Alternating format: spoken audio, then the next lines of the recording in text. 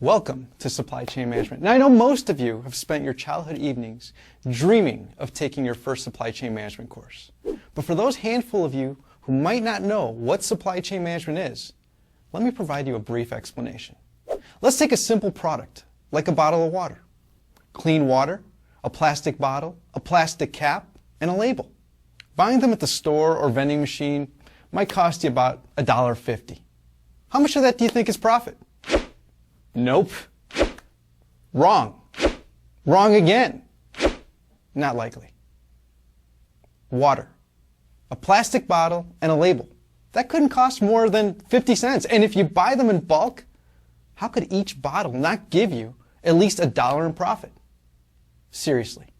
If you think you can make $1 per bottle, you should drop out of college right now and get into the bottled water business.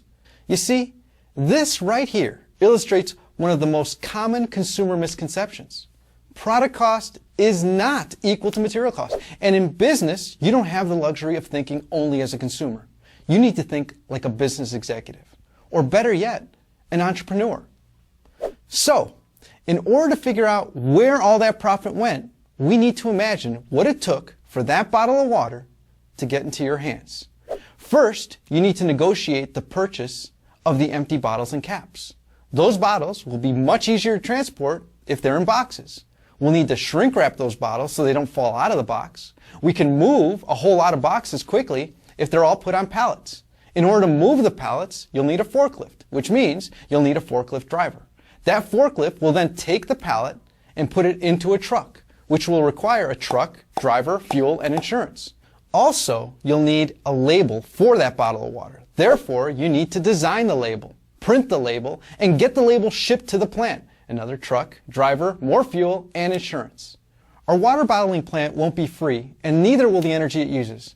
In our bottling plant, we'll have employees and bottling machines, and let's not forget the day-to-day items like light bulbs, garbage bags, machine parts, janitorial supplies, toilet paper, and anything else that will be used at the plant by the employees. Oh yeah, and we'll also need access to the drinking water. Machines will then purify the water. Other machines will bottle the water and affix the labels to the bottles. And still, another set of machines will box, shrink wrap, and then palletize the bottles. In order to move those pallets, again, you'll need a forklift, which means we'll need another forklift driver. That forklift will then take the pallets and put them into trucks headed to the distribution centers. And, as we've seen, those trucks will require drivers, fuel, and insurance. Those distribution centers will also require employees, forklifts, and energy. From the distribution center, they'll head out to retail stores on still another truck, which will require a driver, fuel, and insurance. That store will need employees to unload the truck, stock the bottles of water on the shelf or refrigerator. If you have a refrigerator, you'll of course need energy. If we want to secure our stock, we may get a security guard or a security system. And of course, the store will likely get insurance. Also, imagine the costs associated with returning and replacing bottles that are damaged. Oh, and for some reason, even bottles of water sometimes have 1-800 numbers, which means you'll need a staffed call center to answer the customer's questions about your bottle of water. Wow! All those materials, boxes, people, machines, buildings, energy, fuel, and vehicles, they cost money. Those things weren't free, and they probably weren't used efficiently, and it's likely that several bottles didn't survive the journey to the consumer.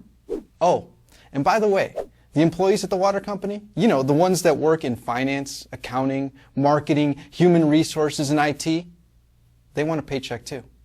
So, through that simple example of a super simple product, we're beginning to see that companies face challenges when they buy things, make things, move things, sell things, and service things, which includes repair and maintenance.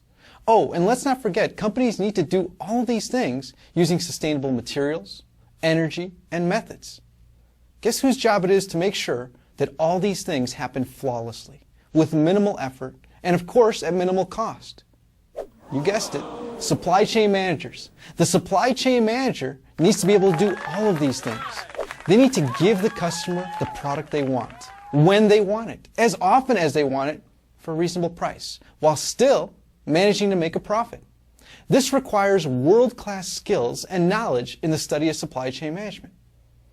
There's that scary term again, supply chain management. Let me try to make it friendlier by shuffling around the words. There you go. The management of the chain of supplies. For some reason, that just seems a whole lot easier to understand, doesn't it? But it also helps us understand the complex nature of supply chain management. I mean, the management of the chain of supplies. Now let's think of other products and what their supply chains might encompass. Hamburgers, sweaters, coffee, tables, cars, and airplanes.